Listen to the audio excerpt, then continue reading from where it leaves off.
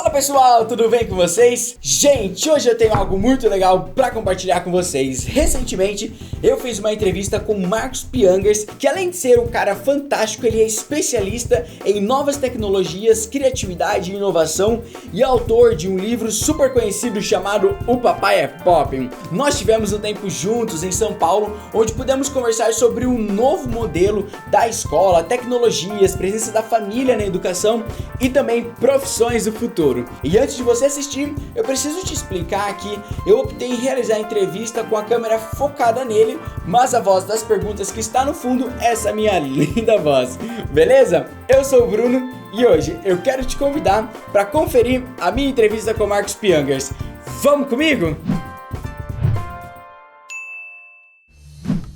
Você acredita que, além do professor, existe um movimento que também deve ser entendido da coordenação, da secretaria, dos inspetores que auxiliam na dinâmica da escola, de também se reinventarem por conta do novo aluno, por conta das novas gerações que têm vindo para essa nova escola?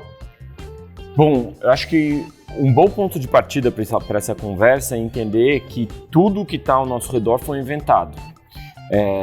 Elevadores, câmeras, microfones, tudo foi inventado. Muitas vezes quando a gente nasce e percebe ferramentas tecnológicas e invenções que antecederam o nosso nascimento, a gente acha que aquilo é uma construção canônica, é algo sagrado, que é algo que não pode ser questionado. A gente acredita que a luz elétrica é algo que foi uma dádiva, né, divina, espiritual. Na verdade é uma invenção. Uma pessoa pesquisou, experimentou, chegou a conclusões e ofereceu essa oportunidade da gente desfrutar dessas ferramentas. Tudo é inventado. Então, quando a gente parte desse princípio, a gente entende que a educação é invenção. Quando a gente acha que uma coordenação, uma gerência, uma agenda, um professor, um quadro negro, uma carteira, uma cadeira para uma criança é o certo e aquilo não pode ser desafiado, a gente esquece que aquilo também foi inventado numa época que existia uma demanda específica e que talvez hoje existam outras demandas. E essas outras demandas que eu acho que é o ponto de partida mais interessante, é o mais saboroso a gente investigar quais são as demandas atuais.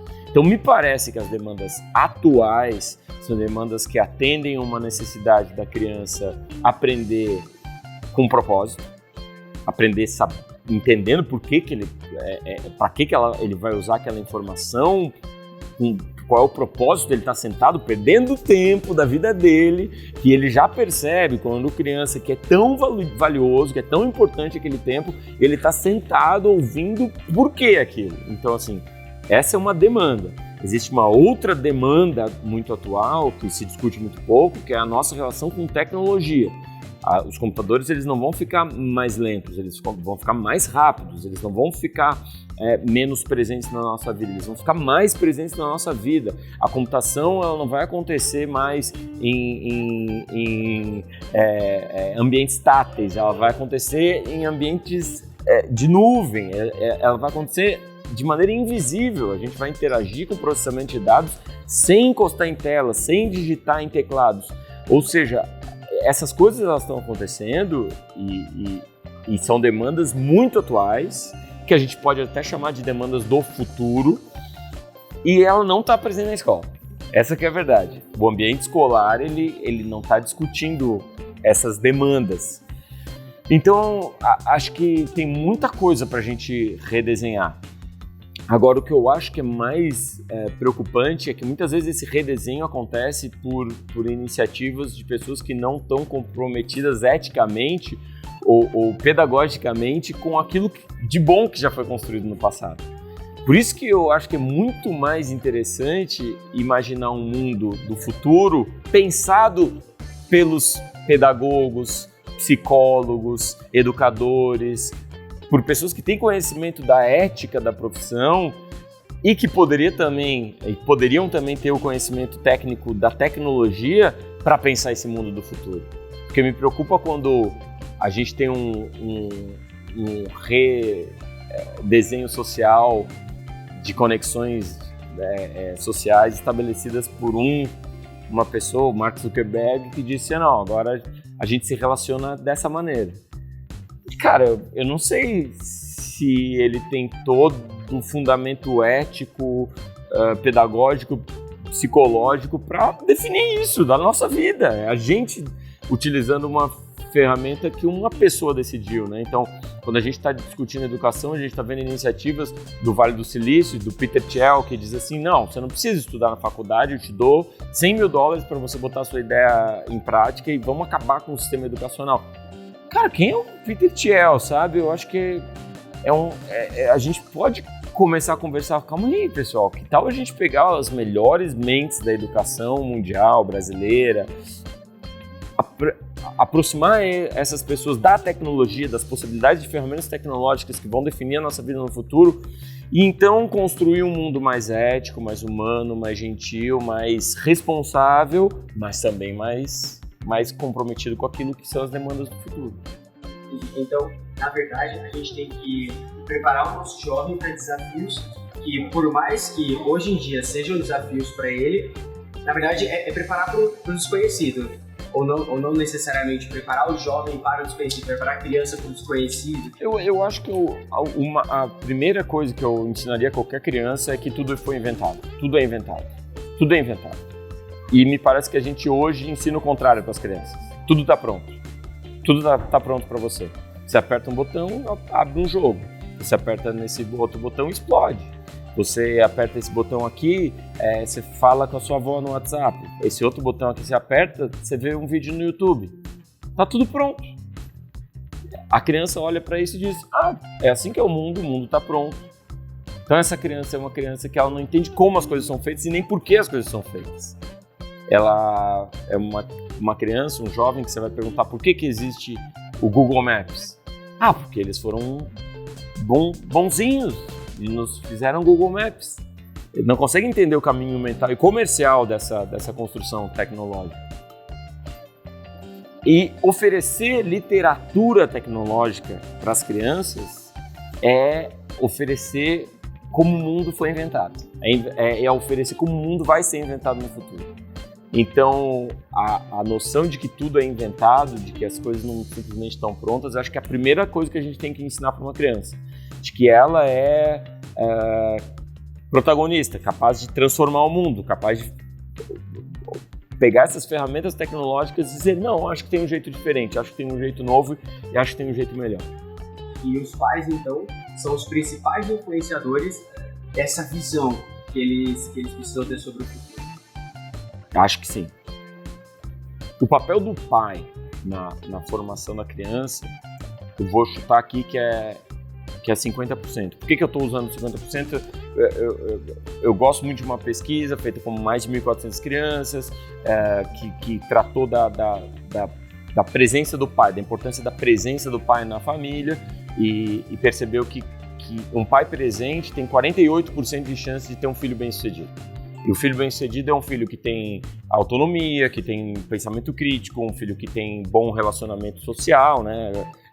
Com as pessoas que estão ao redor dele, um filho que tem autoestima elevada e que não tem um comportamento perigoso no sentido de uso de drogas, álcool e comportamento delinquente. Então isso seria um jovem bem-sucedido. O jovem bem-sucedido é fruto de um pai presente. Mas esse pai presente tem 48% de chance de ter esse filho bem-sucedido. Olha que maluco, tem 52% que é o resto. Escola, sorte, as coincidências da vida que vão aproximar esse jovem ou não de pessoas positivas ou negativas, influência social, prédio, né, onde a comunidade que essa criança está inserida. Então a gente tem um imponderável aí. Mas se o pai é presente, ele tem mais chance desse filho ser bem-sucedido. Se o pai é presente, o que é ser um pai presente? É um pai que tem tempo de qualidade com o filho, mas também tem tempo de quantidade com o filho. É um pai que participa das questões educacionais, de saúde, das questões emocionais do filho.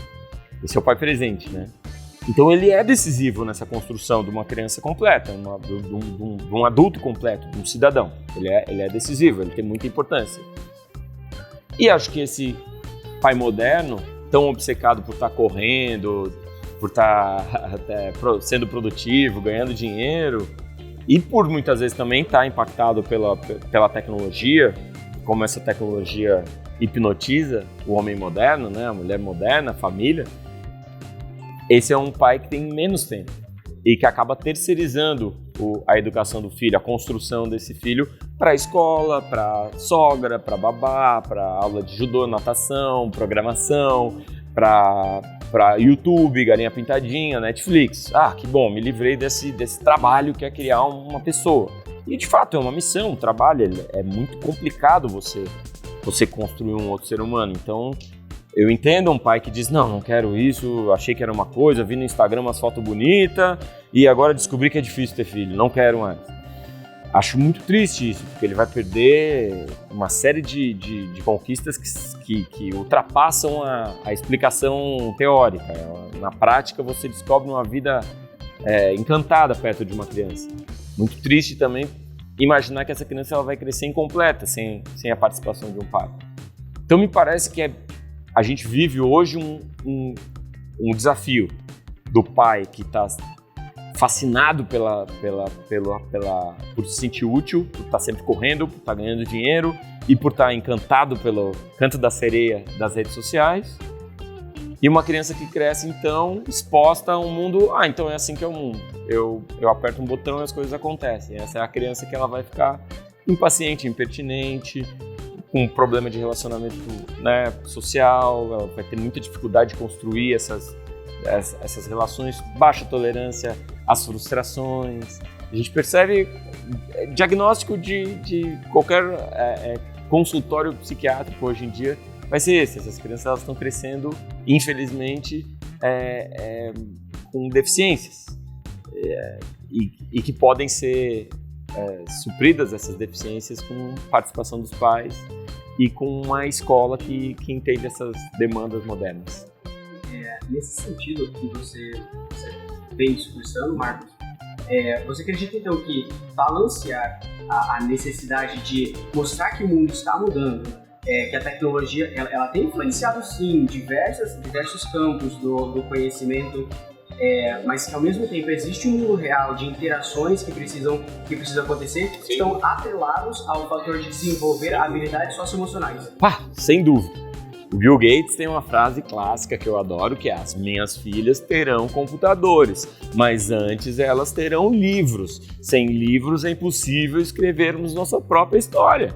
Você quando lê um livro, quando você se relaciona com as pessoas, quando você entende os processos sociais, quando você desenvolve empatia, quando você desenvolve inteligência emocional para lidar com as transformações do mundo e inclusive para entender os instrumentos de tecnologia, quando você parte desse princípio de que tudo é inventado, você olha para ferramentas tecnológicas com outro olho. Você olha e diz assim, opa, isso pode ser usado para criar coisas, não só para eu consumir de forma passiva aquilo que outras pessoas criaram. E isso é muito importante. Essa é uma habilidade muito importante. Antes de ter... Não sei se você está ligado, quando o Steve Jobs lançou o iPad. Ele lança o iPad e o New York Times vai lá para casa dele para perguntar se os filhos dele amam o iPad. E ele diz, claro que não, meus filhos não usam o iPad. Lá em casa a gente limita a tecnologia. iPad, iPhone, computador, é para depois, quando você já desenvolveu empatia, capacidade da inteligência emocional, capacidade de relacionamento, noções de vida social. Aí olha, tem essas ferramentas aqui para você desenvolver, para você aplicar essa gentileza que você aprendeu, essa paciência que você aprendeu nas suas construções digitais, para influenciar outras pessoas.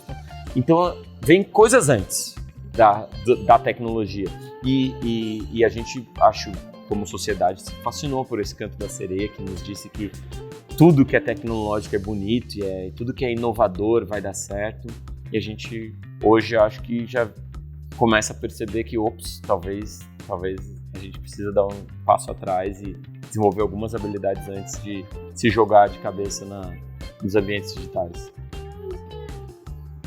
Os estudantes, então, uma vez que são desenvolvidas essas capacidades socioemocionais, eu percebo que muitas vezes, um trabalho que eu tenho feito também é passear pelas unidades da Red Code e entender o que os pais acham, o que os alunos acham do material e como que isso tem modificado o comportamento dentro de casa, principalmente. Não adianta só saber uma habilidade técnica, mas será que isso impacta na vida do aluno? E então, essas tendências, essa percepção norteia aquilo que ele pode se inspirar para o futuro dele, ou desde já você acredita que o estudante pode sim definir, o estudante, uma criança, né, pode definir o que ela quer para o futuro dela apenas por gostar disso ou daquilo outro? Não é uma equação, mas os alunos eles precisam nortear com base nas tendências aquilo que eles vão ser no futuro ou com base no que eles estão vivendo agora? Eu acho que é muito pretensioso a gente imaginar as profissões do futuro, certo? Então, você pega algumas profissões muito recentes, cientista de dados, especialista em deep learning, programador de software para carros autônomos. O que é isso? Na verdade, isso é um profissional que entendeu que existe uma ferramenta e que vai percebendo demandas de mercado e vai navegando por esse caminho. Em primeiro lugar, eu acho que nem todo mundo é programador. Acho que tem gente que não quer programar. Segundo, eu acho que a inteligência artificial vai programar no futuro. Boa parte da programação do Google já é feita por código. É o código fazendo código. Então, e é código fazendo código com um objetivo. E esse objetivo, ele vai ser alcançado pelo código, com deep learning, com aprendizado de máquina. E o humano olha o código e diz, cara, não sei por que ele está fazendo isso, não entendo esse código, mas ele está alcançando o objetivo que lá antes eu defini, que é mais tempo de engajamento, mais tempo de visualização de vídeos de YouTube, vamos supor. Então, eu acho que se a gente disser assim, não, eu tenho que fazer tal coisa porque essa é a profissão do futuro. Eu acho que a profissão do futuro é desaprender. A profissão do futuro, se você quer estar preparado para o futuro, é estar desaprendendo o tempo todo. É dizer assim, acho que está tudo errado na minha empresa, vamos reinventar agora. De 5 em 5 anos. E talvez de menos tempo em menos tempo, porque a gente está vendo esses circuitos serem fechados cada vez mais rapidamente. Então, um profissional do futuro é um profissional que tem inteligência emocional e a flexibilidade cognitiva para dizer assim, acho que está na hora de reinventar. Aprende com alguém, reinventa a empresa, faz um curso, né, se especializa em alguma outra área e aí faz esse salto. Então, eu acho que a melhor coisa que a gente pode ensinar para as crianças é a inteligência emocional. É a noção de que tudo vai mudar o tempo todo. Pra gente, a nossa geração é chamada de migrante. Você é bem mais novo que eu. Tô aqui nos colocando na mesma posição etária, mas assim, eu tenho 38 anos. Eu tenho um vestígio cultural da minha mãe ainda. A minha mãe queria que eu fizesse concurso público. Eu já sou um cara que eu inventei o meu trabalho e mudei de empresa. Se eu fico 3 anos fazendo a mesma coisa, eu fico muito incomodado. Para minha mãe isso é um absurdo. Meu filho, não faz isso, não abandona o seguro e tal. Mas eu já noto que as minhas filhas não tem mais o vestígio da minha mãe. Elas já entendem que mudança o tempo todo, beleza. Perguntei pra minha filha mais nova, o que você vai ser quando crescer? Ela falou, tudo. Daí eu falei, como assim tudo? Ela, tudo. Eu vou ser um pouco arquiteta, depois vou ser modelo, daí vou cantar, aí vou escrever um livro, aí vou ser palestrante.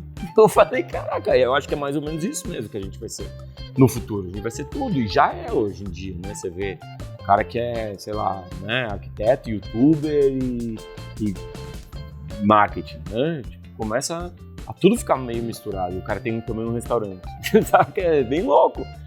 Porque a gente acha ainda, o nosso vestígio cultural de achar que uma profissão é aquilo que a gente faz por 50 anos. E antes disso a gente se preparou tecnicamente para isso na escola. E depois disso a gente se aposentou e viajou para Balneário Camboriú e ficou na beira da praia. Cara, essa eu acho que é uma visão de mundo que não sei se vai voltar. Eu vou aproveitar isso que você falou e falar de algo que eu percebo, né? Nesses meus passeios que eu faço pelas escolas, alguns alunos querem ser aquilo que os pais são hoje. Eu quero ser médico, meu pai é médico, a família é toda médica. Fui em Belém, tinha uma família de médicos lá, ninguém queria porque queria ser médico. A gente sente isso também. Nas pesquisas que a gente faz com crianças, eles querem emular aquilo que... Isso abaixo isso ali abaixo de 15 anos, né? Abaixo de 15 anos eles ainda querem emular o que os pais fazem, porque é a noção de segurança, né? A construção que eles têm, né? Eu não sei se eu gosto disso, eu percebo bem claramente isso nas entrevistas, mas eu não sei se eu gosto disso porque me parece que a gente, no sistema educacional e no sistema familiar, apresentou para a criança que existe essa opção, só essa opção, né? E como eu disse, eu acho que é mais saudável explicar para a criança que não tem. Isso é muito angustiante, você não saber o que vai ser no futuro. Mas preparar a criança para essa angústia me parece um bom caminho, porque vai ser angustiante mesmo, já está sendo angustiante hoje. Eu vou dar um exemplo só, youtubers. Você vê qualquer youtuber... Bom, primeiro, o Whindersson Nunes está com depressão, Felipe Neto tem depressão, o Cossielo louco para largar o YouTube, o Cauê Moura só reclama do algoritmo.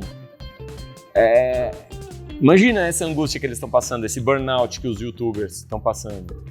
É uma angústia, porque olha como mudou rápido. Há 5 anos era o maior youtuber do mundo, 5 não, cara, sei lá, 2 anos, né? O maior youtuber do mundo, 2 anos depois muda todo o algoritmo.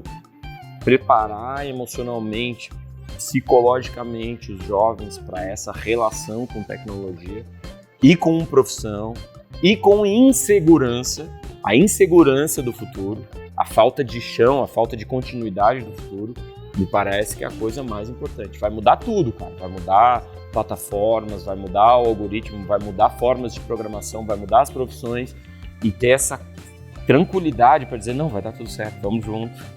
Vamos estabelecer alguns pilares aqui que vão segurar a nossa né, construção social.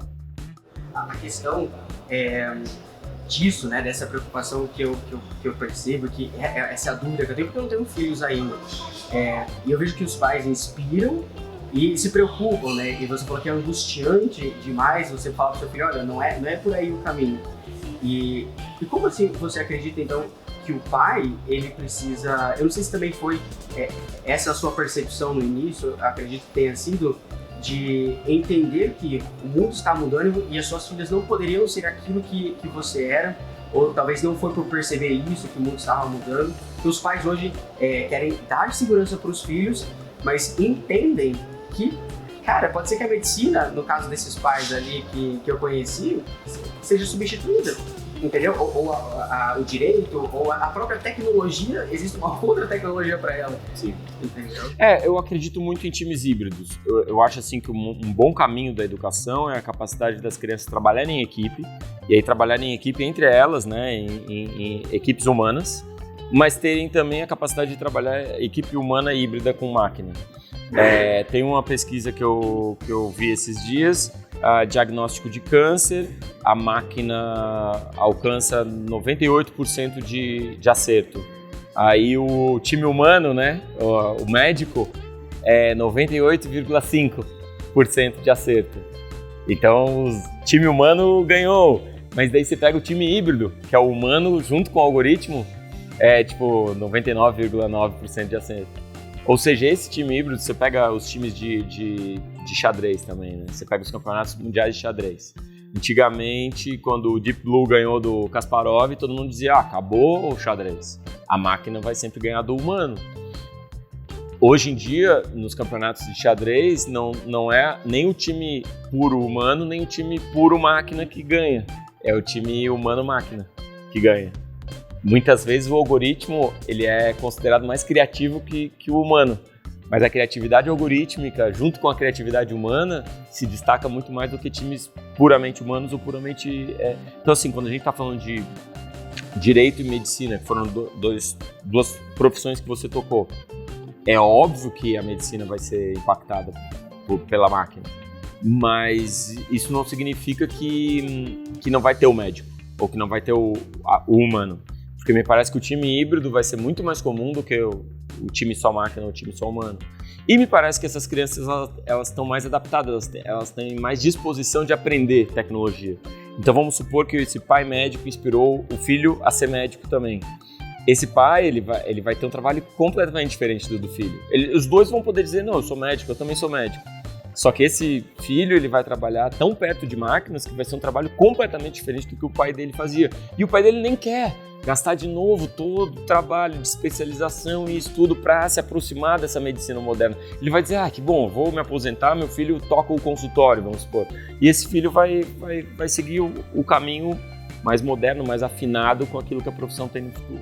E nisso tudo, né, que a gente tem conversado até aqui, o que te inspirou, então? Isso me inspirou a construir vídeos.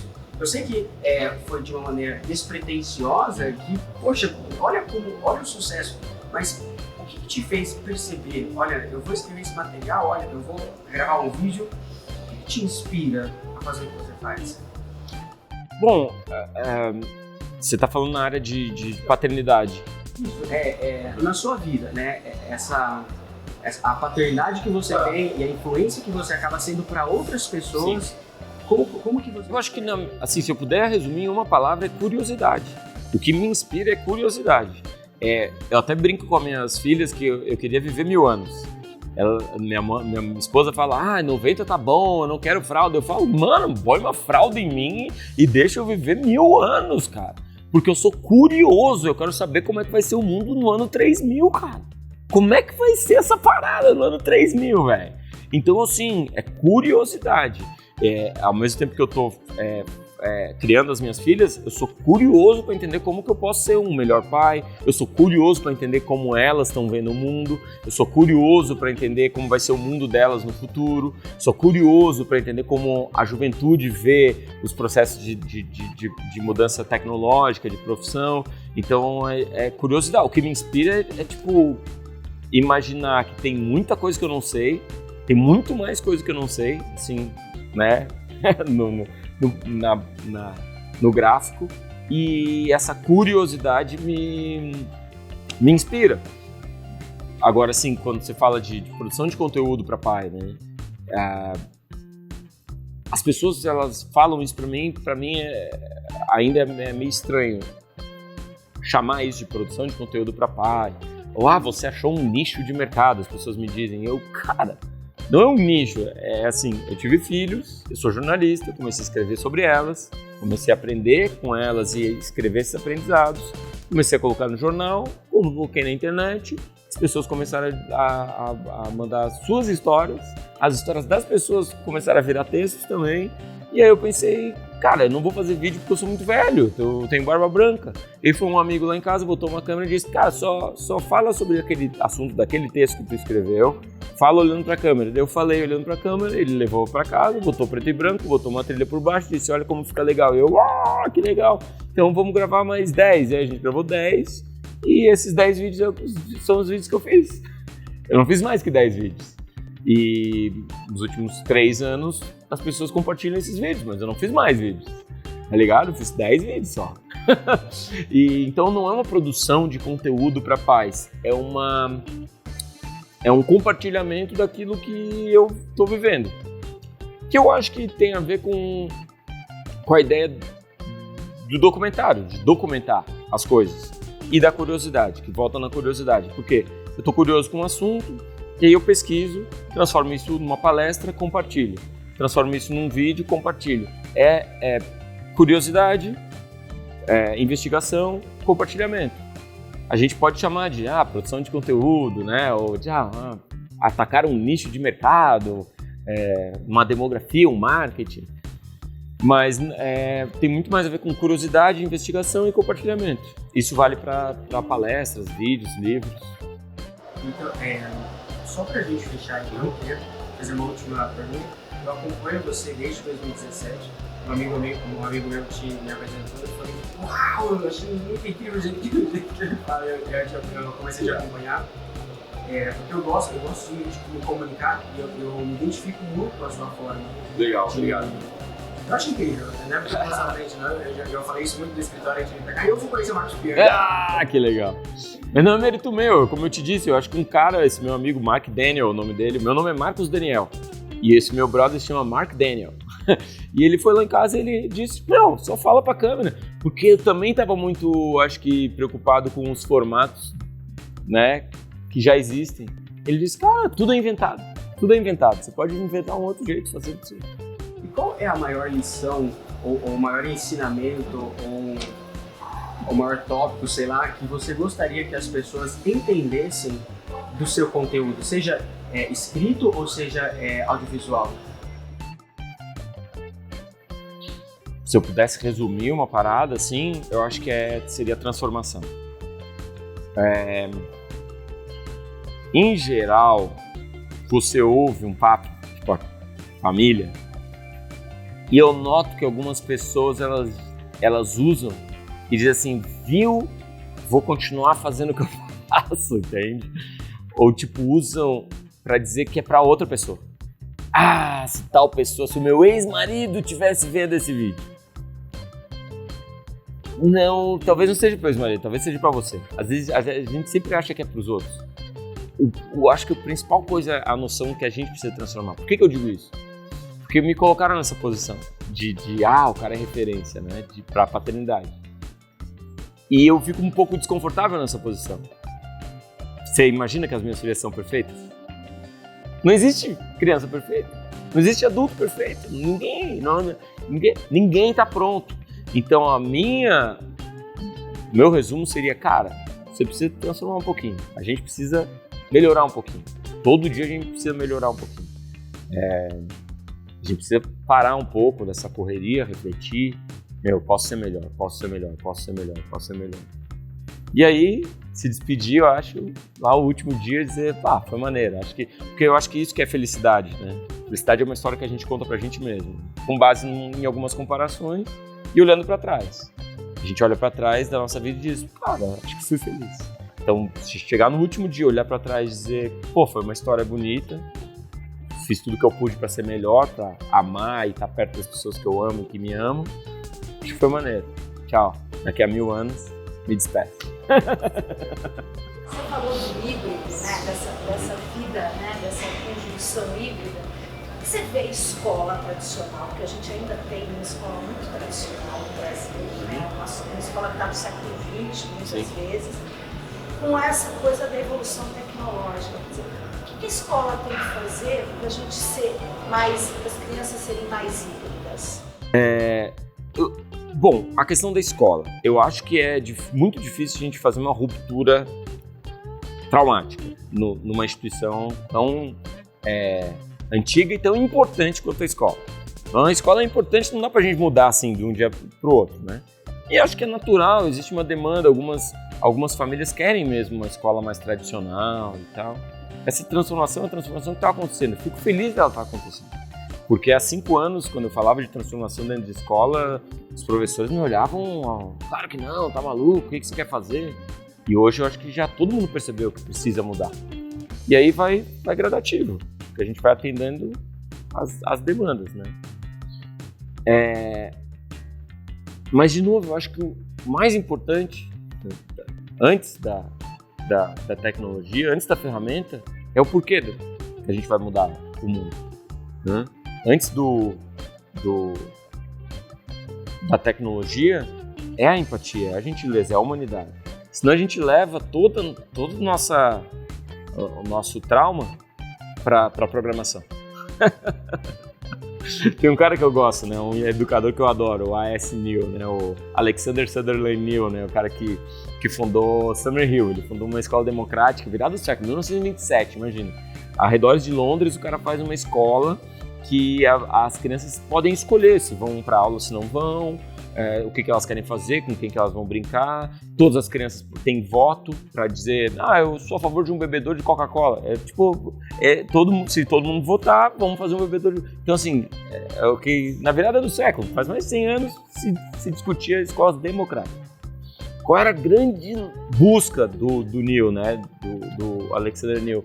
Era, cara, vamos formar adultos sem neurose. A gente é uma sociedade neurótica, né? A psicanálise está aí para mostrar isso. Ele dizia, cara, vamos tirar a neurose das crianças. E essas crianças, elas viam problemas de outros colégios e piravam, e aí eram rebeldes e violentas, e dali a pouco iam percebendo que, não, beleza, você quer chutar a árvore, chuta a árvore, você quer... E aí ela ia entendendo as coisas e, beleza, crescia, né? Então tem várias ex-alunos de Summerhill que, sei lá, não viraram presidentes, viraram, sei lá, encanadores ou motoristas de táxi, mas felizes, né? Felizes. Então, assim, pô, quem sabe antes a gente trabalha isso, a gente trabalha as neuroses, a gente prepara crianças com menos trauma e violência e rancor, e menos repressão, e menos complexo de Édipo, e menos, sabe? A gente cria essas crianças com mais humanidade. E aí a gente vai criar códigos e algoritmos muito mais humanos e úteis, muito mais gentis e que tem noções sistêmicas, certo? Que não estão pensando, que não tem só um foco. Porque eu vejo os algoritmos, né? Se você diz pro Mario Bros, você tem que alcançar mais moedas. O Mario Bros, o algoritmo, deixa ele aprendendo, vira uma noite trabalhando, a inteligência da máquina vai descobrir um caminho para conseguir mais moedas. Não importa o que ela faça, esse é o objetivo, mais moedas. E aí você vê que é um caminho esquisito e que não pega, né, tipo, outros prêmios e não amassa todas as tartarugas, né? Não é elegante, mas, cara, esse é o objetivo, é mais moedas. Então, a construção do algoritmo ela pode ser mais sistêmica. Você não precisa construir um algoritmo que diga assim, mais dinheiro, mais engajamento. Esse algoritmo ele pode estar preocupado com tudo. A gente tem algumas regras. Vamos chegar a mais dinheiro sem agredir o meio ambiente, sem agredir outras pessoas. É difícil essa construção. E é por isso que a gente tem aqui disponível o melhor algoritmo de todos do nosso cérebro, né? A inteligência orgânica, que é o melhor hardware que já inventaram. Bem, pessoal, como vocês viram, essa conversa com o Piangers foi muito legal e um papo bem gostoso ali que eu tive com ele. Eu indico a leitura do livro dele, O Papai é Pop e a Escola do Futuro, além de conferir todas as redes sociais dele, que sempre tem novidades e dicas muito legais sobre tecnologia, inovação e paternidade também. E se vocês gostaram dessa entrevista, aproveita para se inscrever aqui no canal da Rap, dá um tapa no like e ativa o sininho para você receber notificações sempre quando vídeos novos forem pro ar aqui no canal da Rap. E também vá lá no Instagram, no Facebook, no Twitter, no site da Rap Code para conferir todo o nosso conteúdo postado por lá. Beleza, galera? Fechou? Então falou!